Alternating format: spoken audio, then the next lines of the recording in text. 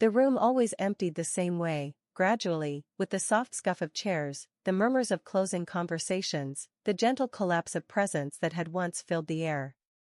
She would stay behind, not because she had work left, but because she didn't want to return to the silence outside until she had sat with the one in here a little longer.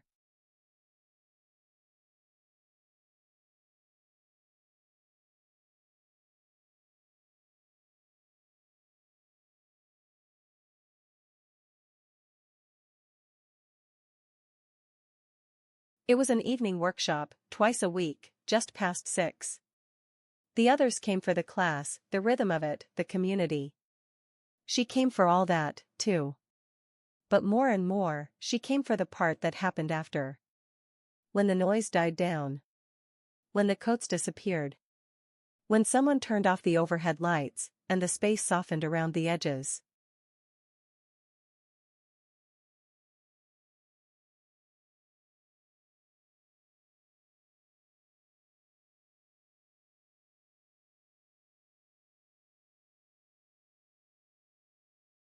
That was when he arrived.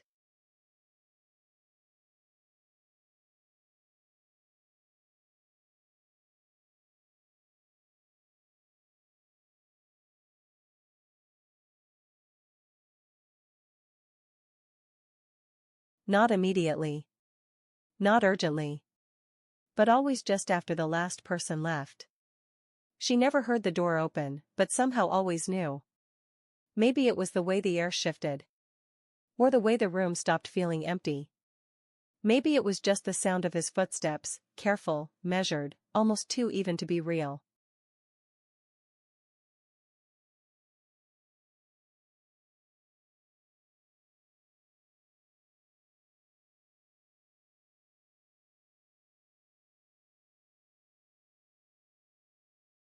He didn't speak.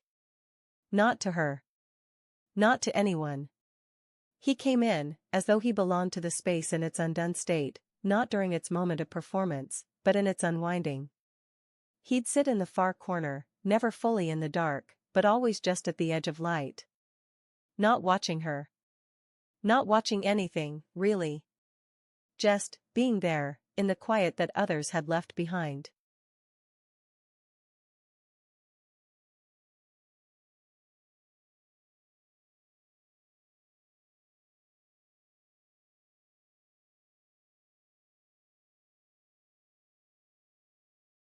At first, she assumed he was part of the staff. Or someone with keys. Or someone waiting for someone else. But as the weeks passed, she realized, he came only after the end. Not a minute before. Never during. And always when the room had returned to stillness.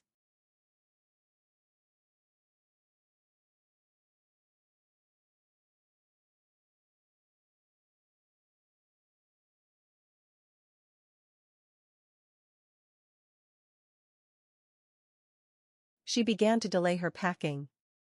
Folded papers more slowly. Tied her scarf twice instead of once. Rearranged things that didn't need rearranging. Anything to remain for those few extra minutes when his presence filled the air, not in a way that pressed toward her, but in a way that kept her from leaving too quickly.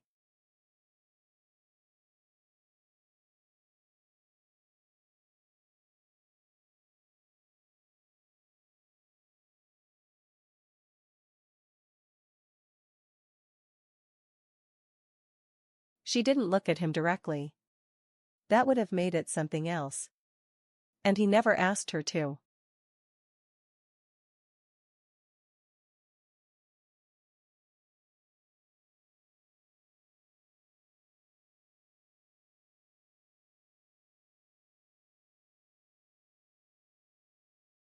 But something in the space between them, the echo of what was over, the breath of what didn't begin, held.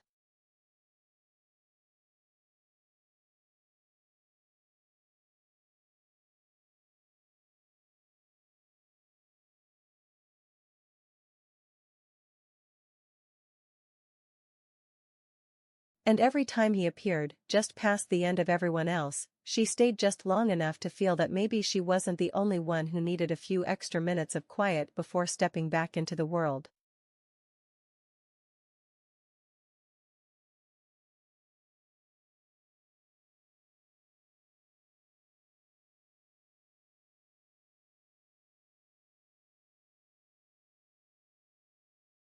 There was a comfort in the repetition, in knowing he would arrive only when the room had been emptied of purpose, when the sounds of people and reasons and small talk had finally slipped away into the hallway.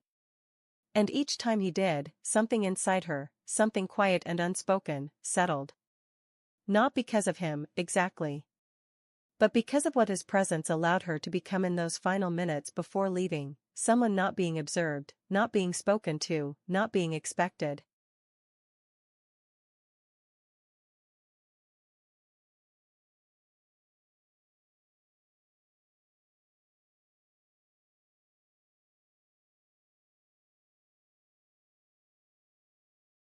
She told herself it wasn't about him.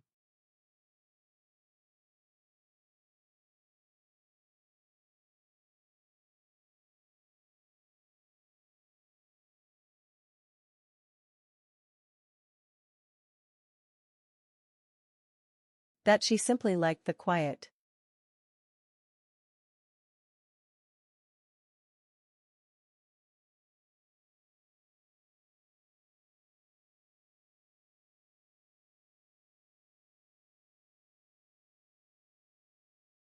That her pacing, her slow gathering of things, her pause near the door, were all incidental, gentle pieces of a habit formed around nothing in particular. But she knew. The way her breath changed when she heard his steps. The way she delayed turning off the last light until she could feel him in the room. The way she began to choose outfits she wouldn't have worn just for a workshop.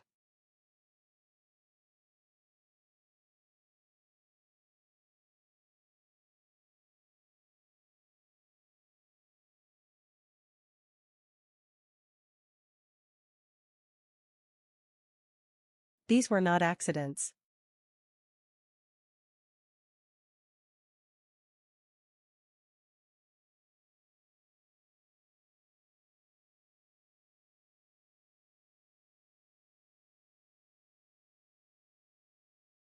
Still, she never turned toward him.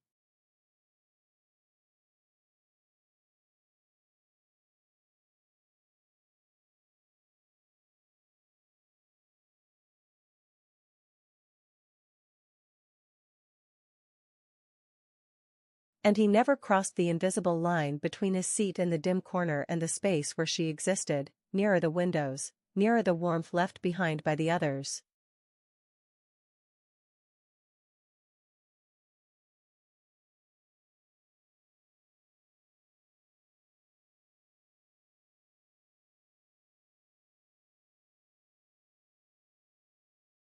He always stayed at the edge. But something about the way he sat, not withdrawn, not closed, made her feel that if she were to turn, to speak, to look, he would answer. Not with words. Not with movement. But with presence. Fully, steadily, without hesitation.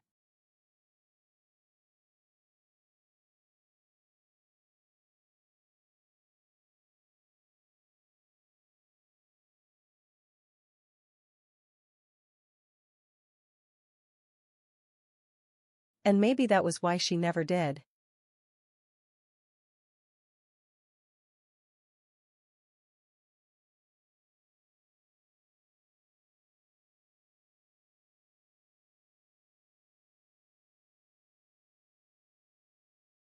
Because something in her wasn't ready for that steadiness to become real.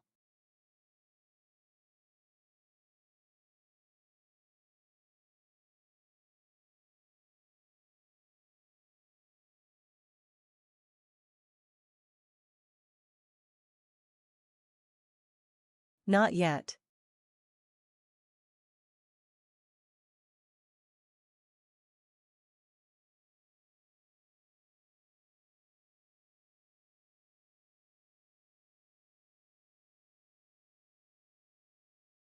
But something shifted the evening she forgot her notebook.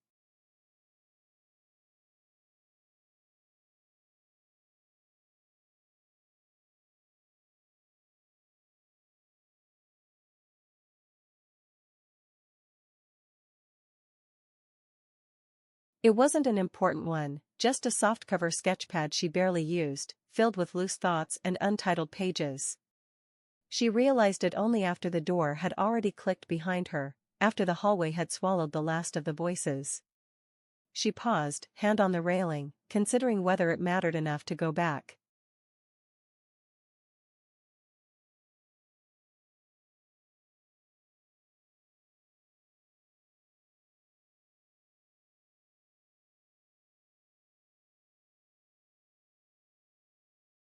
And then she did.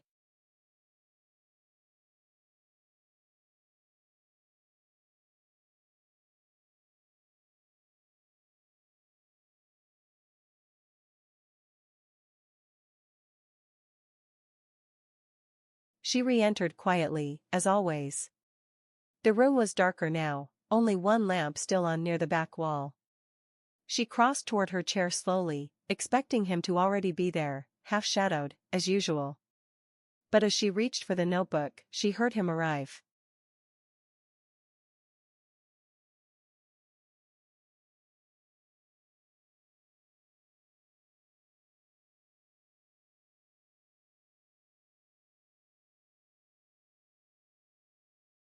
Not the quiet step she had grown used to.